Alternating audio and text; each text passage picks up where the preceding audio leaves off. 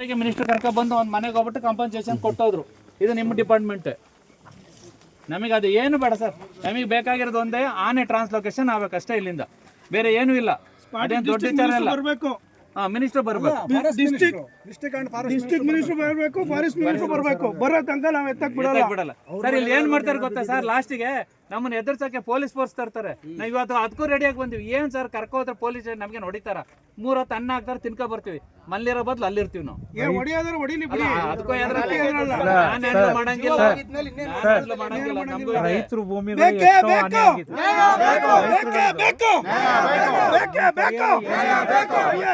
ಕಾಲು ಕೈ ಮುರಿದ ಅದಕ್ಕೇನು ಪರಿಹಾರ ಇಲ್ಲ.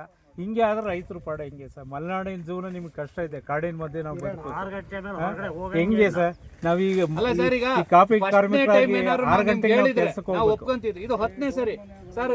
ಫಾರೆಸ್ಟಿಗೆ ಜವಾಬ್ದಾರಿ ಇಲ್ವಾ, ಆಮೇಲೆ ಗೌರ್ಮೆಂಟಿಗೆ ಜವಾಬ್ದಾರಿ ಇಲ್ವಾ? ಏನು ಈ ಜವಾಬ್ದಾರಿ ಇಲ್ಲ ಅಂದ್ರೆ ಏನಕ್ಕೆ ಸರ್? ಈ ಭಾಗದಲ್ಲಿ ಫಾರೆಸ್ಟ್ ಅಲ್ಲಿ ಏನು ಬೆಳೆದಿಲ್ಲ. ಆನೆಗಳು ಹೊಡೆದಾಕಿರೋದು ಈ ಭಾಗದಲ್ಲಿ. ಆನೆ ಅದಕ್ಕೆ ಬರ್ತಿರೋದು ಸರ್. ಫಸ್ಟ್ ಅದನ್ನ ಸ್ಟಡಿ ಮಾಡಿ, ಆನೆ ಯಾಕೆ ಬರ್ತವೆ ಅಂತ. ಆನೆ ಯಾಕೆ ಬರ್ತವೆ ಅಂದ್ರೆ ನಿಮ್ ಫಾರೆಸ್ಟ್ ಅಲ್ಲಿ ಅದು ಫುಡ್ ಇದ್ರೆ ನೀರಿದ್ರೆ ಬರಲ್ಲ. ಅವೆರಡೂ ಇಲ್ಲ ಅಲ್ಲಿ, ಅದಕ್ಕೆ ಇಲ್ಲಿಗೆ ಬರ್ತಿರೋದು ಅವು. ನಮಗೆ ಗೊತ್ತಿಲ್ಲ ಸರ್. ನಮಗೆ ಪರ್ಮನೆಂಟ್ ಆನೆ ಟ್ರಾನ್ಸ್ಲೊಕೇಶನ್ ಆಗಬೇಕು. ನೀವು ಮಿನಿಸ್ಟರ್ ಕರ್ಸಿ, ಅಲ್ಲಿವರೆಗೂ ಬಿಡಲ್ಲ ಸರ್. ನೀವು ಏನೇ ಬೇಜಾರು ಮಾಡಿದ್ರೆ ನಾವು ಬಿಡಲ್ಲ.